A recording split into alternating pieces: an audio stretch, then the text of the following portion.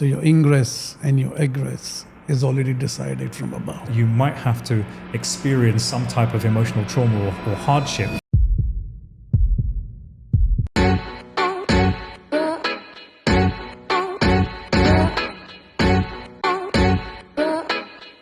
Hi everyone, welcome back to the Manarchy Podcast. I'm joined here today by Wilson.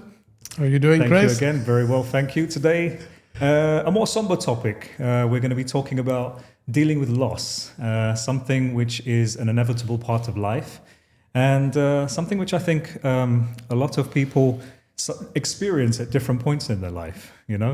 So Wilson, tell me about your experience. Is it something that you've experienced in your life, some loss? No, personally, no. But yes, not within my family. Mm-hmm. But I just experienced a loss with a very good friend of mine who was actually a doctor. Okay. Very fit. Used to play cricket, sports. He was just 49, 50 and a sudden heart attack. Wow. And he passed away. So that was unimaginable. Yeah. And I got the message when I was in a meeting. I thought somebody is pranking me. And then when I read that, I say it's true. I couldn't focus. Yeah. We were such good friends. We actually grew up together, the same neighborhood. We used to play cricket and whatever it is. And we were planning to meet. He said, let's meet up and, let's, long time, whatever it is. Yeah. We're planning to meet and all of a sudden these things happen. So you can imagine. But having said that, I always believe, if you take two ends of the rope, both the ends are tied up. Yeah. So your ingress and your egress is already decided from above. It's all predetermined. You cannot do anything about it. However good you are, however fit you are, things can never change. It's just in the middle when you have the stretch or loosen it, you have got those views, and that is what life is all about. But your two ends, they are tied up straight away. Yeah. The place where I stay in India, I knew a guy who used to literally drink in the morning. And I was there in India, his kidneys failed, his liver failed. I come to Abu Dhabi, I go back, here is still alive. Right. I come back to Dubai, and after 4 or 5 years, is still alive. And every time I'm baffled by this whole thing. Yeah. Kidneys are gone, livers are gone, because nobody is willing to admit him to the hospital. Doctor says, keep him home. He might still die alive any and moment. kicking. Okay, finally he passed away. Yeah. But it almost after 6 to 7 years, after practically maybe Yes. every organ had failed, he still survived. Yeah. And that is one thing which I can't really comprehend. How, why. Yeah. Yeah. How the body was so resilient to deal with all of that for such a long time. Exactly. And that is and then I know that complete family, they had to travel to UK. It's such a sad thing, really, because even when I talk to them, because I'm close to them, I really can't, that thing comes out. You're missing. It's irrepressible. Yeah. You can't replace that individual. But then you have to get over it. And how do you get over it? And that is the toughest part. Yeah. So how would you get over something? Look, I always believe there are different types of losses. Yeah. One you're close to, very well within your family. One maybe your close friend or your girlfriend or whatever it is. You never know what happens when. How do you deal with it? Look, on a personal level, over the last 5 years, I've experienced some pretty substantial loss. I lost 2 family members to COVID, unfortunately. Two of my mom's brothers. And, very sad time, and, as with everything with COVID, it's unexpected. And I think loss is always more difficult to deal with when it's unexpected. When somebody, I'm not saying it's easier, when somebody is, for instance, terminally ill and they have a long-term, chronic health condition. Exactly. Yeah, you can You're kind of prepared mentally for prepare it. for and emotionally prepare for something. When something hits you like that and it's instant, it's always more difficult to deal with that kind of trauma. And so, a couple of other family members have since passed, and friends of the family and stuff like that. And it's like I said, it's just an inevitable part of life that is inescapable, and you don't know when it's going to hit you. So The first experience I had of loss was, my grandmother when I was like 19 years old. But if I look around me at that time, there weren't many people of my age who had experienced that kind of that yet. Some people might get to the age of, mid-20, 30, maybe mid-30s without experience any significant loss in their life. Like you said at the top of the conversation, when it comes to your immediate family, for instance. And that's quite common. One thing I will say about to answer your question about how to deal with it is everybody's journey is going to be different, right? So for some people, it might be some type of bereavement counseling, some type of therapy. For me, it was just training and exercise, but I feel like that was more, although training and exercise can be a therapy for men, scientifically proven that it's a therapy for men, I think it also serves as a bit of a distraction.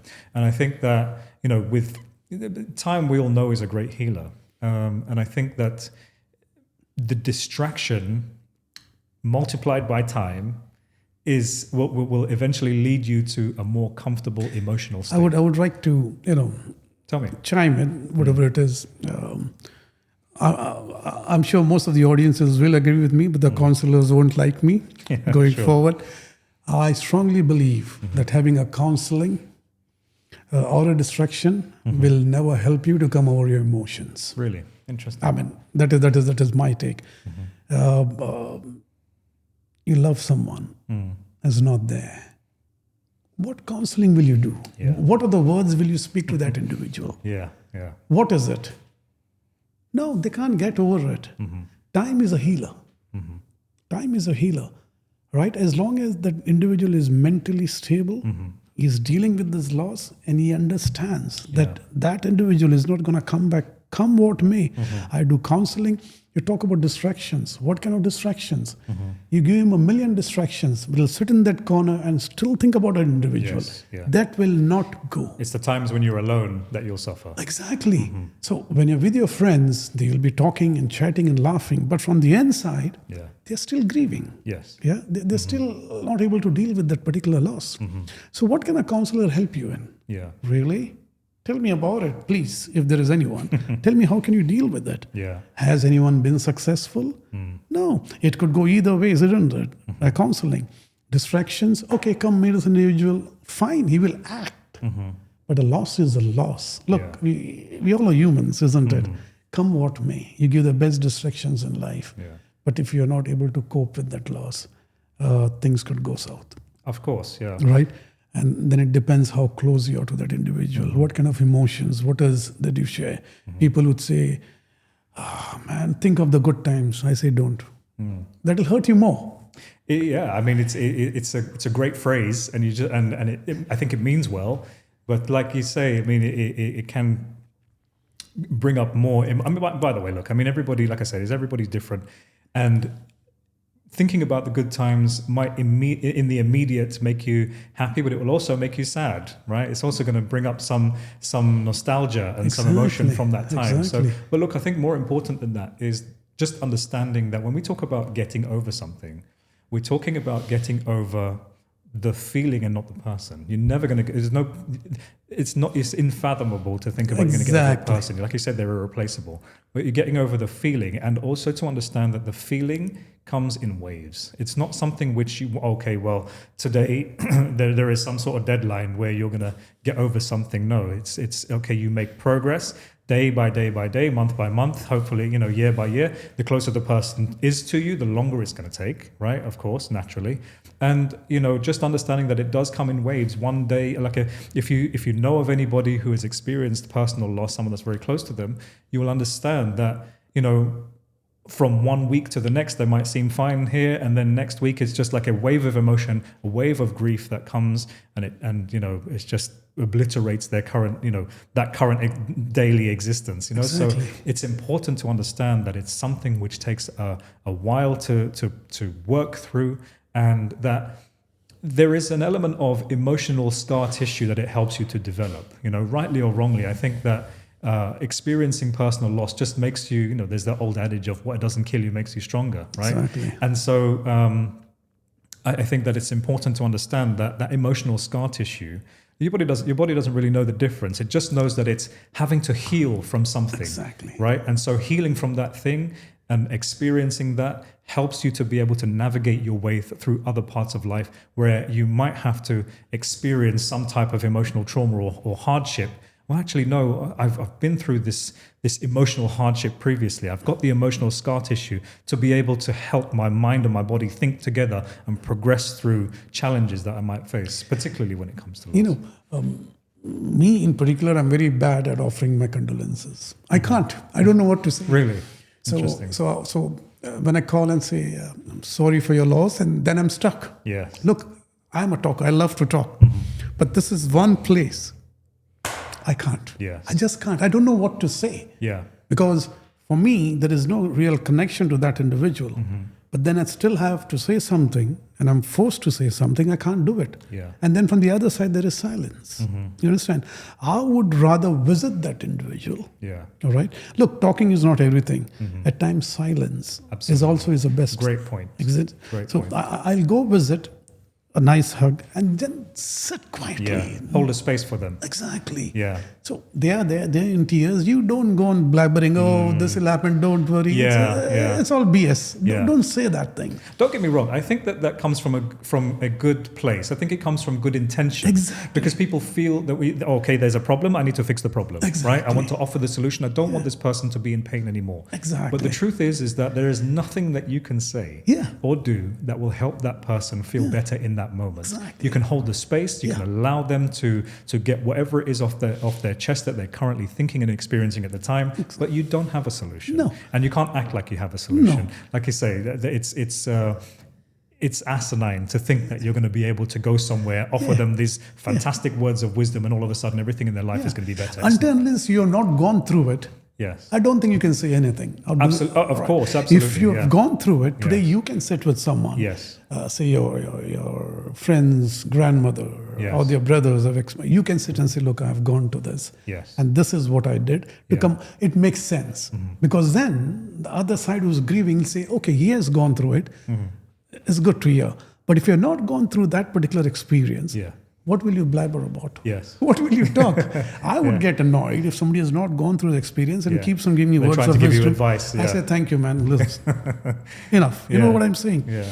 So I always feel at times sitting next to that individual is the best thing. Yes. At least that individual will feel he or she is there for me. Yes. Is there. You know, that comfort, that peace, that presence. That's it. Don't try and divert the topic. You can't do that. Don't try and play around. No. Be honest. Sit, hold the hands, whatever it is. Yes. But don't speak. Yeah. And I think that is the best counseling anyone could have. Yeah. Right. I think from my own personal point of view, and for anybody that is experiencing or has experienced loss, that when it came to my own personal experience, it was making sure that the people around you are, like you say, they are not just trying to fix things in that moment, but also I think it's always going to be tied to family in some sort of way. And one thing I realized when it came to the loss that we experienced was the lack of communication. Exactly. Or sometimes when somebody passes away in the family, it brings out the worst in people. Right, you would think it would be something that would bring people closer together, but somehow it drives them further apart. And I think that fundamentally, not allowing that loss to drive you and your loved ones apart further, and communication. Like I can remember being at dinner once with some family for a cousin's birthday, and certain family members they hadn't even spoken about the loss. Right, they just lost a brother, and they had this moment where they both got incredibly emotional, but they hadn't talked to each other about it, and it's just like, okay, well, you're both experiencing the same thing. You're both experiencing that same emotion, that same loss. That person was the same person to each of you. Use each other, talk to each other, tell each other how you're feeling, because the truth is that, we all suffer from the monkey mind. Like you say, when you're on your own. What happens, Chris? Somebody has died. Maybe your cousins or relatives didn't like that individual when he was alive. They used to badmouth him or her all the time. Yeah. And you're there sitting and they walk in. What will be your reaction? Listen, you get it. It's tough. Yeah. It's I tough. mean, maybe they have come with an honest thing just to, okay, past is past, is dead, we need to attend. What will be your reaction? You get that?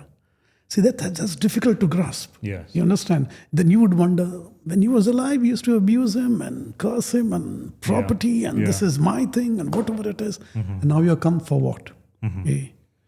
I don't know. I would suggest something which is very different. Just go, stay quiet, don't show yourself much, go to the graveyard, whatever it is, and just walk away from there. Yeah. Right? Let him see you, you see him, okay, at least he's attended. But don't go and, because as you said, things could fall apart straight there and there itself. And when you're grieving, I think your family is the most important. Yes. Who is around you. If you're not married and if you've got friends, I believe friends play an important role. Not overdoing it, not over communicating, not literally forcing him and dragging, let's go distraction. Don't do that. Let him grieve. Be with him, sit silently, message, hey, any help, let me know. That's it. No words of wisdom. You can't comfort anyone. It's a natural healing again. You have to comfort yourself. First, if you understand that life and death is a reality, that will help you to sort a lot of things, because someday I and you too have to go. Yes. And that's a fact. We are here today, tomorrow, who knows? Exactly. Right? And, there is this song, who's that guy? The singer, If Tomorrow Never Comes. Yes, yeah. Right? So if tomorrow never comes, you don't know what's going to happen. Right. So when you're dealing with such a loss, take hold of yourself. Listen, awesome, fantastic conversation again. Great point to wrap up on. And thank you for all of your wonderful insights. It's always a pleasure, Chris. And good luck to all the audience. Please share any feedback, comment, any questions, any other topic. If you would like us to discuss going forward, please do let us know. And we will try and speak on those subjects. Great point. Thanks, guys. Hope you enjoyed the episode, somber as it might be, but hope you found it helpful. And we'll see you on the next one.